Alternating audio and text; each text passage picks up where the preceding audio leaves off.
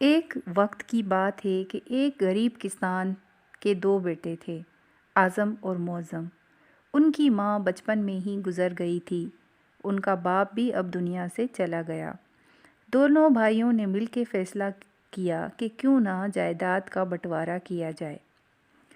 ان کی جائیداد میں 3 چیزیں آ رہی تھیں، ایک گائے، ایک کھجور کا درخت اور ایک کمبل۔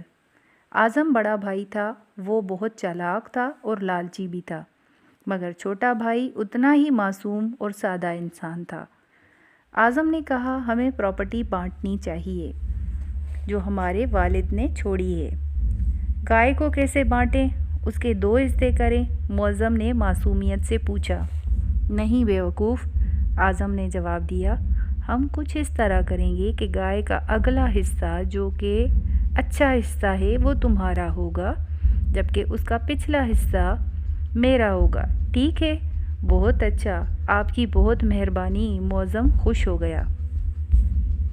اسی طرح جو کھجور کا درخت ہے اس کا نچلا حصہ تمہارا ہوگا کیونکہ تم اوپر چڑھ نہیں سکتے، معظم خوش ہو گیا اور پوچھا کمبل کا کیا کریں گے؟ معظم نے معصومیت سے پوچھا۔ اعظم بولا سورج غروب ہونے سے سورج نکلنے تک میرا ہوگا، باقی دن کا حصہ کمبل تمہارا ہوگا۔ معظم خوش ہو گیا، پراپرٹی کا برابر بٹوارا ہوا ہے۔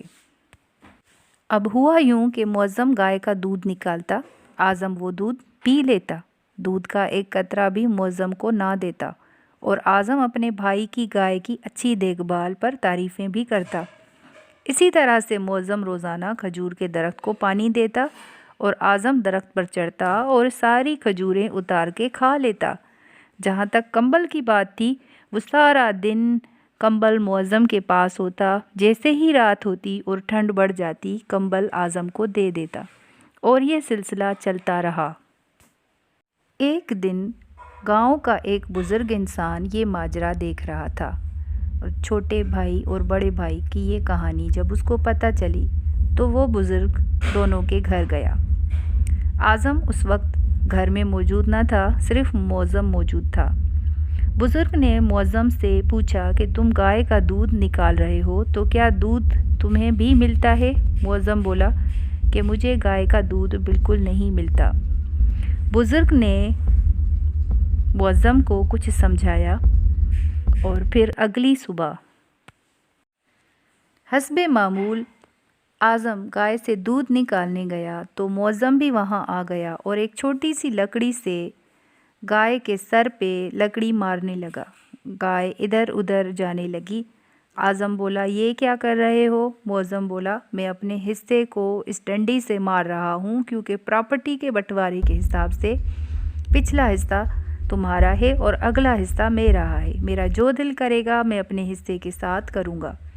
اعظم سمجھدار تھا، وہ بولا ٹھیک ہے، میں تمہیں دودھ میں حصہ دوں گا، تم گائے کو مارنا بند کرو۔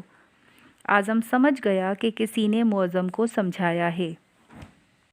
کچھ دن کے بعد اعظم کھجور کے درخت پر کھجور اتارنے چڑھا تو معظم نے کلہاڑی اٹھائی اور درخت کے نچلے حصے کو کلہاڑی سے کاٹنا شروع کیا۔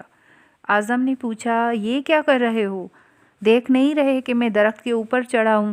معظم بولا کہ درخت کا نچلا حصہ تو میرا ہے پراپرٹی کے بٹوارے کے حساب سے، تو میرا دل جو کرے گا میں اپنے حصے کے ساتھ کروں گا۔ اعظم بولا میں تمہیں کھجور سے حصہ دوں گا اور درخت کو کاٹنا بند کرو۔